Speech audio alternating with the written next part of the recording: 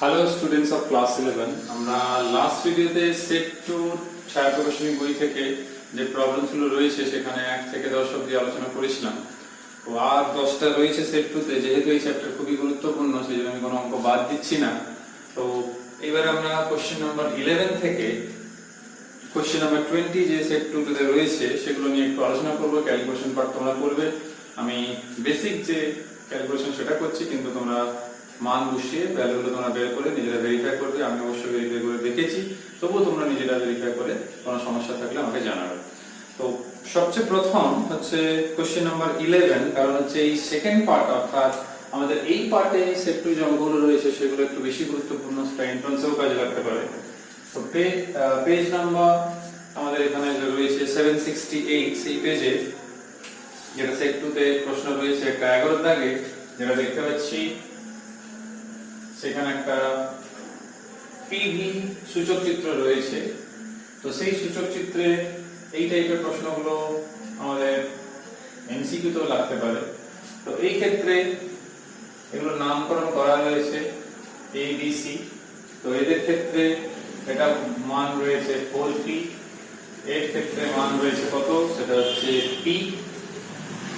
আর next যেটা এই ক্ষেত্রে দেওয়া রয়েছে সেটা হচ্ছে কত, সরি এটা p1 দেওয়া রয়েছে, আর এদিকে রয়েছে কত b1, আর এটা রয়েছে কত 3b1। তো এরকম ভ্যালু দেওয়া রয়েছে। তো এবারে জিজ্ঞেস করেছে এখানে যে এই পদ্ধতিতে মোট কৃতকার্য কত। তো এটা খুবই সহজ অঙ্ক বলতে গেলে, কারণ হচ্ছে যে প্রক্রিয়াটা হয়েছে সে যে পিভি সূচক চিত্র যেটা রয়েছে, তো পিভি সূচক চিত্রতে এই প্রক্রিয়াতে এই বদ্ধ পথে যে পরিমাণ কৃতকার্য হবে, তো এই বদ্ধ পথের ক্ষেত্রফল বের করলেই সেটা হবে। তো এই ক্ষেত্রফল যদি বের করতে হয় তাহলে আমরা জানি যে কার্য যেটা হবে সেটা ক্ষেত্রফল, তাহলে হাফ ভূমি হচ্ছে এসি আর উচ্চতা হচ্ছে এবি। তাহলে এইখানে হাফ এসি মানে বুঝতেই পারছো 3v1 মাইনাস v1, আর এবি মানে হচ্ছে 4p1 মাইনাস p1। তাহলে এখান থেকে 2 আসছে, যে 2টা কেটে যাচ্ছে, তাহলে এখান থেকে আসছে 3p1 v1। তো যদি আমরা উত্তর দেখি সেই উত্তরটাই রয়েছে। তো কোশ্চেন নাম্বার 12 একটা ইন্টারেস্টিং অঙ্ক রয়েছে। সেখানে যা দেখতে পাচ্ছি u সমান এরকম, u অর্থাৎ ইন্টারনাল এনার্জি অর্থাৎ অভ্যন্তরীণ শক্তি। তো এরকম একটা রাশিমালা দেওয়া রয়েছে, অঙ্কটা অনেকেরই আটকেছে। এখানে গামার রাশিমালা বের করতে বলেছে। তো এই অঙ্কটা প্রবলেম কেন হয় সেটা বলি। তো আমরা জানি অভ্যন্তরীণ শক্তি আদর্শ গ্যাসের জন্য সেটা উষ্ণতা অপেক্ষক হয়ে থাকে, অর্থাৎ এটা হয়ে থাকে। সিভি এর একটা এক্সপ্রেশন রয়েছে, আমি প্রমাণটা এখনই বলছি। এই এক্সপ্রেশনটা এই ক্ষেত্রে খুবই কাজে লাগে। তো এক্সপ্রেশনটা কি করে এলো সেটা বলি। সিপি মাইনাস সিভি সমান আর হয়, উভয় পক্ষকে সিভি দিয়ে ভাগ করে দেবে। তো ভাগ করলে দেখো এখানে গামা আসছে, এখানে মাইনাস আসছে, এখানে আর বাই সিভি আসছে। তো এখান থেকে যদি আমি সিভিটা বের করি, তো সিভি কত হচ্ছে আর বাই গামা এক্স। তাহলে বুঝতে পেরেছো কি করে এলো। এবারে কাজ হচ্ছে শুধুমাত্র একটা, যে আমরা জানি যে u সমান হয় n cv/t, অ্যাকচুয়ালি হয় du সমান n cv/dt। যেহেতু আমার ফরম্যাটটা u আকারে রয়েছে প্রশ্ন, সেজন্য আমি এইভাবেই লিখলাম। তো এখানে যদি মান বসানো হয় তাহলে কত হবে nRT by gamma minus 1 equals to u। তাহলে এইটাকে যদি এর সঙ্গে তুলনা করা হয়, তার আগে আমরা এটাও বলে নিতে পারবো, কারণ আদর্শ গ্যাসের জন্য আমরা জানি PV সমান কত হয় nRT। আচ্ছা n তো লেখা যাবে না, কারণ nRT তো আছে। তাহলে এইটা যদি তুলনা করা হয় এই সমীকরণের সঙ্গে, তাহলে দেখতেই পাচ্ছ a শূন্য পাওয়া যাচ্ছে, আর b কত পাওয়া যাচ্ছে না 1 বাই গামা মাইনাস 1। এই 1 বাই গামা মাইনাস 1 থেকে যেটা আমরা পাবো সেটা কত না গামা মাইনাস 1 হচ্ছে 1 বাই b। তাহলে গামা কত হবে, তাহলে এবারে দেখো তোমাদের যে উত্তর রয়েছে এটা কিন্তু সেটাই রয়েছে। এটা খুবই ইন্টারেস্টিং অঙ্ক ছিল। এবারে যেটা কোশ্চেন নাম্বার 13 এবং 14 দুটোই ডায়াগ্রাম ভিত্তিক অঙ্ক রয়েছে, স্পেশালি 14 এ। তো 13 টা যেহেতু ম্যাথমেটিক্যাল অঙ্ক তোমরাই করবে, আমি শুধু জাস্ট কি ভ্যালু মানে দেওয়া রয়েছে আর কি ফর্মুলা ইউজ সেটা বলি। তো তোমরা এখানে দেখবে একটা প্রাথমিক চাপ দেওয়া রয়েছে, ধরে নিলে তোমরা ধরলে। আর প্রশ্নে দেখো বলা রয়েছে যে অন্তিম চাপ হচ্ছে প্রাথমিক চাপের 2/3 বলা রয়েছে, তাহলে মানে এটাই আসছে। তার মানে এটা যদি করা হয় 302/300 টি। আর অন্তিম আয়তন জিজ্ঞেস করেছে, তো তোমরা একদম সহজে করতে পারবে। আমি আর ক্যালকুলেশন করছি না, আমি করে দেখেছি খাতায় অবশ্য, তোমরা নিজেরা করবে। এটা হোমটাস হিসেবে থাকলো। এইখান থেকে v2 সমান আসবে কত, v1 এই এক্সপ্রেশন। তো সব ভ্যালুগুলো রয়েছে, যখনই তোমরা p1 p2 এর মান বসাবে pp কেটে যাচ্ছে। আর গামা, এবার প্রশ্নে যেটা দেখতে পাচ্ছি এখানে গামার মান দেওয়া রয়েছে তো 3/2 অর্থাৎ 1.5, সেটা বসিয়ে দেবে। তো সেখান থেকে v2 বেরিয়ে যাবে। আমি এখানে v2 পেয়েছি, সেটা বলি। v2 পাচ্ছি 0.995 ইনটু v। কিন্তু প্রশ্নে কিন্তু v2 বের করতে বলেনি, প্রশ্নে বলেছে আয়তন হ্রাসের শতকরা। তোমরা কি করবে, শতকরা হ্রাসটা এইভাবে বের করবে, আয়তন পরিবর্তন বাই প্রাথমিক আয়তন, আর এইটাকে ডিভাইড করে দিলেই তোমরা উত্তরটা পেয়ে যাবে। এখানে মান বসিয়ে দেবে, এই মানটা নিয়ে এসে বসিয়ে দেবে, তাহলেই হয়। তো এটা একটু মাথায় রাখতে হবে। নেক্সট হচ্ছে আমরা এই কোশ্চেন নাম্বার 14, সেখানে আমার ডায়াগ্রাম রিলেটেড অঙ্ক রয়েছে, তো সেই জন্য আমরা ডায়াগ্রাম ড্র করি অঙ্কটা করব। তো এই ক্ষেত্রে যেটা প্রশ্নে বলা রয়েছে সেটা হচ্ছে আমরা এখানে নামকরণ করেই অঙ্কগুলো করতে হবে।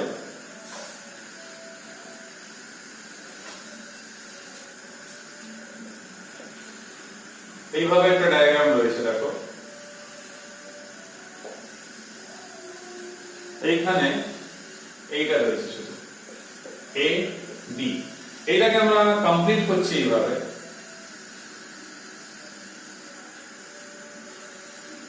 কারণ আমাদের সব ভ্যালুগুলোই লাগবে।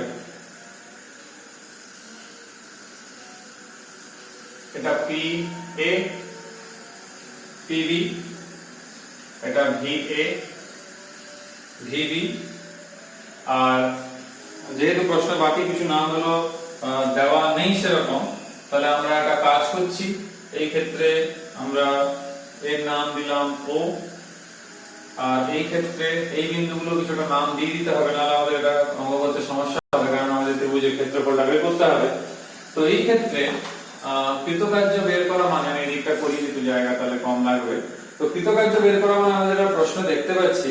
তো এই ক্ষেত্রে কৃতকার্য দুটো ঝামেলা আছে, এটা হচ্ছে একটা এর ক্ষেত্রফল, একটা এর ক্ষেত্রফল। তো প্রথমে ত্রিভুজের ক্ষেত্রফলে যদি কথায় আসা হয়, তাহলে হাফ ভূমি অর্থাৎ OB, উচ্চতা অর্থাৎ AO। আর এদিকে একটা আমরা আয়তক্ষেত্র দেখতে পাচ্ছি, সেটা আমরা OC ইনটু OB করতে পারি, কিংবা OB ইনটু BD করতে পারি। তো যেটা খুশি তোমরা করতে পারো। তো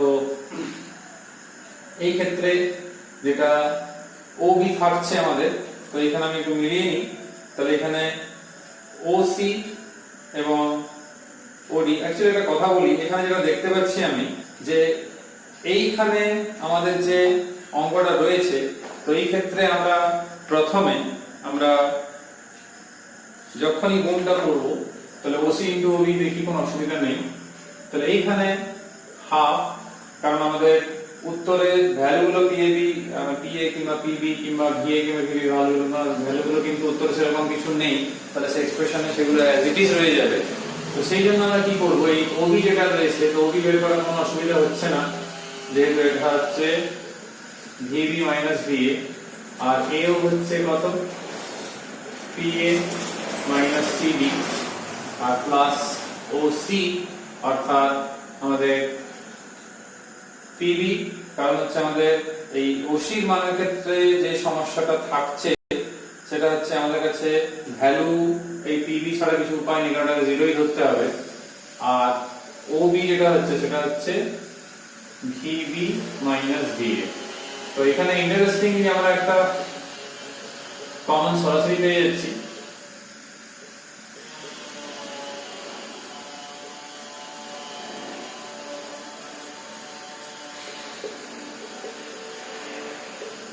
তাহলে এখান থেকে সহজে আমরা লসাগু করলেই উত্তরটা আমরা পেয়ে যাবে। যেরকম আমি এখানে দেখতে পাচ্ছি, আমি পেয়েছি PA plus PB into VB minus VA. তো বইটাও দেখবে ওই উত্তরটাই রয়েছে, তো কোনো অসুবিধা নেই। আর 15 দাগেও একই রকমই রয়েছে, শুধুমাত্র আমি তোমাদের একটু হিন্টস দিয়ে দিচ্ছি এই ক্ষেত্রে, যেহেতু এটা একটু বড় অঙ্ক। তো 15 দাগে আমাদের যে ডায়াগ্রামটা রয়েছে, সেই ডায়াগ্রামটা এইভাবে রয়েছে 15 দাগে। এটা একটু বড় আছে অঙ্ক, আমি মেইন জিনিসটা তোমাদের বলে দিই। তো এই ক্ষেত্রে এ বি, আর এইটা হচ্ছে তোমাদের V0, অবশ্যই এটা পিভি ডায়াগ্রাম। আর এইখানে রয়েছে তোমাদের 2V0, আর রয়েছে এটা P0, আর এটা রয়েছে 2P0। এবার এই প্রশ্নটায় দেখো বলেছে তাপের পরিমাণ নির্ণয় করতে বলেছে। এবার তাপের পরিমাণ নির্ণয় করা মানে একটা প্রায়, আমি এটা কোষে দেখছিলাম, প্রায় এক পাতার ব্যাপার রয়েছে এখানে। তো এইখানে সমস্যাটা কেন বলি, তাপের পরিমাণ আর কৃতকার্য তো একই জিনিস হচ্ছে না। কৃতকার্য বের করে নেবো আগে। তো কৃতকার্য বের করার সঙ্গে সঙ্গে কৃতকার্য তো আমরা ক্ষেত্রফল বের করলেই আমরা এটা করে নিতে পারবো, কারণ এখান থেকে আমরা এই বদ্ধ বধ করে ক্ষেত্রফল বের করে নেবো। তো ক্ষেত্রফল এবং তাছাড়া আমাদের এখানে যেহেতু তাপগতিবিদ্যার প্রথম সূত্র থেকে এটা লাগে আমাদের, তো ডিডব্লিউটা বের করা তো সহজ, আমরা 2 মিনিটে বের করে নেবো, যেমন আগেটা করেছি, ক্ষেত্রফল বের করে নেবো। কিন্তু ঝামেলাটা হচ্ছে ডিইউটা বের করা। তো ডিইউ বের করার জন্য আমি কি করেছি না, আদর্শ গ্যাসের যা সমীকরণ হয় সেটাকে লাগিয়েছি আগে, ঠিক আছে। এটাকে লাগিয়ে আগে টি2টা বের করেছি। টি2 বের করা মানে কি না, P2V2 by P1V1 into T1।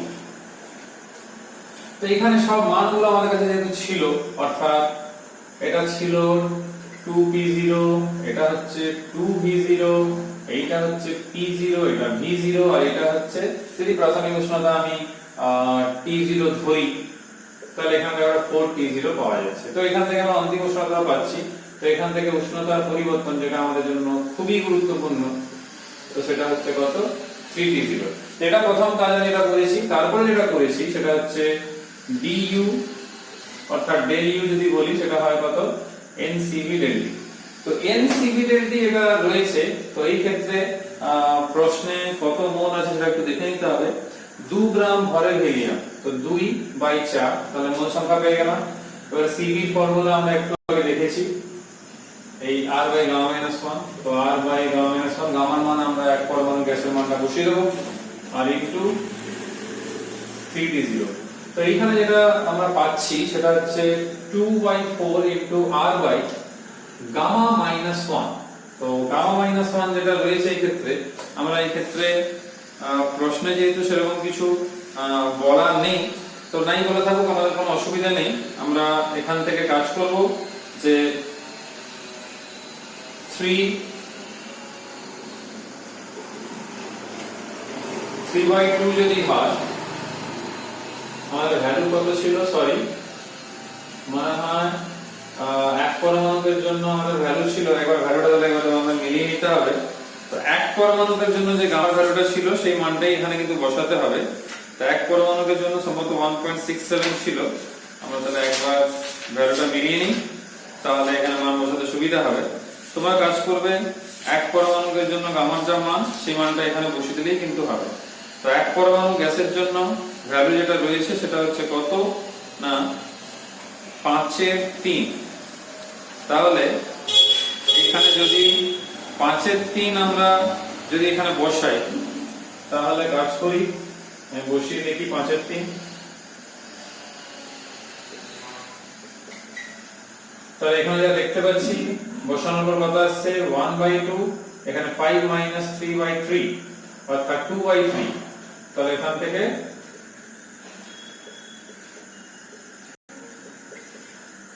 আচ্ছা, তো ঠিকই আছে, আমাদের সঙ্গে মিলছেও। তো এখান থেকে যেটা আসছে সেটা কত না 9/4 8T0। তো 8T0 মানে আমরা বুঝতেই পারছি যে এখানে একটা 9/4 8T0 আসছে। আমরা আবার জানি কি PV = nRT, আদর্শ গ্যাসের সমীকরণ থেকে। তো এই PV = এনআরটি থেকে যদি আমি প্রাথমিকভাবে করি T0 V0 মানে শুরুতে, তাহলে n r T0 হবে। তো এখান থেকে আমাদের যেটা দরকার সেটা হচ্ছে r T0, তাহলে P0 V0 বাই n। তো n এর মান আমরা এখনই দেখেছি সেটা হচ্ছে হাফ, তাহলে এটা পাওয়া গেল 2P0 V0। তো এখানে যদি বসানো হয় 2, তাহলে 2 হলে একটা কেটে যাচ্ছে 2, তাহলে P0 V0, তাহলে 9/2 P0 V0। তাহলে এবারে কৃতকার্য কত হবে না, কৃতকার্য যদি আমি dw ধরি কিংবা del w ধরি, তাহলে এখানে del z ধরেছি, কারণ এটাকে তো আমরা এইভাবে লিখছি del q সমান del u plus del w। তাহলে এখানে del w এর মানটা কত আসবে না হাফ। এই ক্ষেত্রে যদি আমরা ভ্যালুগুলো বের করি, তাহলে হাফ ইনটু, আমরা এই ক্ষেত্রে যেহেতু আমরা নাম সেরকম দিইনি, তো নাম না দিলেও বের করা যাবে। হাফ এটা ভূমি, তাহলে ভূমিটা হচ্ছে কত 2v0 মাইনাস v0 অর্থাৎ v0। উচ্চতা কত হবে না e0 প্লাস, আচ্ছা এখানে আরেকটা জিনিস যেটা লক্ষ্য করার মতো ব্যাপার হচ্ছে, যেহেতু আমাদের বইতে বলেই দিয়েছে a থেকে b তে নিয়ে যাওয়া হয়েছে, তো a থেকে b তে নিয়ে যাওয়া যেহেতু হয়েছে, তাহলে আমরা একটা কাজ করলেই হয়, আমরা সরাসরি করে নিলেও হাত থেকে আসতে আমরা ধরে নিয়েছি যখন, অর্থাৎ আমি বলছি ট্রাপিজিয়াম আছে, তো ট্রাপিজিয়ামের ক্ষেত্রফল সূত্র লাগিয়ে দিয়েও করতে পারবো। হোক যা আমরা করে নিয়েছি। তো এইবার এখান থেকে এটা কত না p0 আর এটা কত v0, তাহলে লসাগু করলে কত 3/2 p0 v0। তো এই যে 3/2 p0 v0 এলো এই মানটা, আর এখানে যে আমাদের del q, তো del q হচ্ছে del u এর মানটা এখানে রয়েছে আমাদের কাছে 9/2 p0 v0, আর del w এর মান এখান থেকে পেলাম 3/2 p0 v0। তো এখান থেকে যখনই আমরা লসাগু করছি তাহলে পাচ্ছি কত 6 p0 v0। তো তোমরা দেখো এই অঙ্কটা একটু বড় অবশ্য, সেখান থেকে কিন্তু সরাসরি আমরা উত্তর পেয়ে যাচ্ছি। এবারে যেটা আমাদের এই 16 দাগে রয়েছে তোমরাই পারবে, আমি শুধু একটু হিন্ট দিয়ে দিচ্ছি। তো সেই একই ফর্মুলা রুদ্ধতাপ প্রক্রিয়া P1 V1 P2 V2 gamma যে ফর্মুলা সেটাই, শুধুমাত্র এখানে একটা জিনিস বলে দিই তোমাদের, এই ক্ষেত্রে তোমাদের এই P1 P2 আর আমাদের অন্তিম আয়তন যেটা সেটা রয়েছে কত প্রাথমিক আয়তনের অর্ধেক অর্থাৎ V1/2, আর হাইড্রোজেন যেহেতু অর্থাৎ দ্বি পরমাণু গ্যাস এই জন্য এটা হচ্ছে গামা 1.4। তো এই ভ্যালুগুলো নিয়ে তোমরা কাজ করবে সবাই, P2 এখান থেকে বের করবে। তো P2 যেটা আমি পেয়েছি সেটা হচ্ছে P1 যেহেতু কোনো মান দেওয়া নেই, তো P1 2 টু দি পাওয়ার 1.4, এখান থেকে মানটা বের করে নেবে। তো মানটা বের করলেই দেখবে এটা আসছে 2.64, তার মানে অন্তিম চাপ হচ্ছে প্রাথমিক চাপে 2.64 গুণ। এখন প্রশ্ন তাই বলেছিল কত গুণ বলে, তো এটা খুবই সহজেই অঙ্কটা তোমরা এখান থেকে করতে পারবে। তো একই ভাবে তোমরা এখানে দেখবে একটা 17 দাগে একটা স্টিম ইঞ্জিনের বয়লার থেকে একটা অঙ্ক রয়েছে। তো এইখানে একটা কাজ করবে, এই অঙ্কটাও তোমরা সেই স্টিম ইঞ্জিনের মতো অঙ্ক রয়েছে। তো এখানে একটা কর্মদক্ষতা মানে তোমরা জানো এটা ইকুয়ালস টু 1 - T2/T1 রয়েছে। তো এই ক্ষেত্রে যেটা তোমাদের করতে হবে প্রতি মিনিটে রয়েছে, তোমরা সেখান থেকে তাহলে প্রতি সেকেন্ডে বের করে নিতে পারবে কত পরিমাণ তাপ গ্রহণ করছে। তো প্রতি মিনিটে কত কার্য সম্পাদন সেটাও বের করতে পারবে। এখানে বলছে ইঞ্জিনের কর্মদক্ষতা এবং প্রতি মিনিটে কি পরিমাণ তাপ নষ্ট হচ্ছে। হোক এটা আমি একটু পরে ক্যালকুলেশন করে বলছি, তার আগে আমি যেহেতু একই রকম অঙ্কগুলো আলোচনা করছি সেটা বলে দিই। সেটা হচ্ছে আমাদের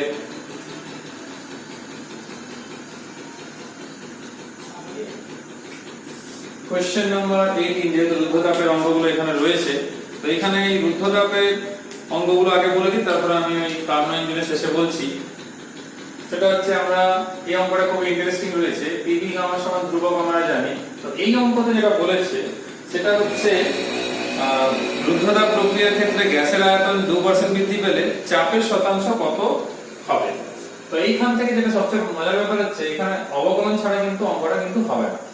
তো এইবারে ওই জন্য অবকলন করতে হবে, সেখান থেকে একটা 0 হবে।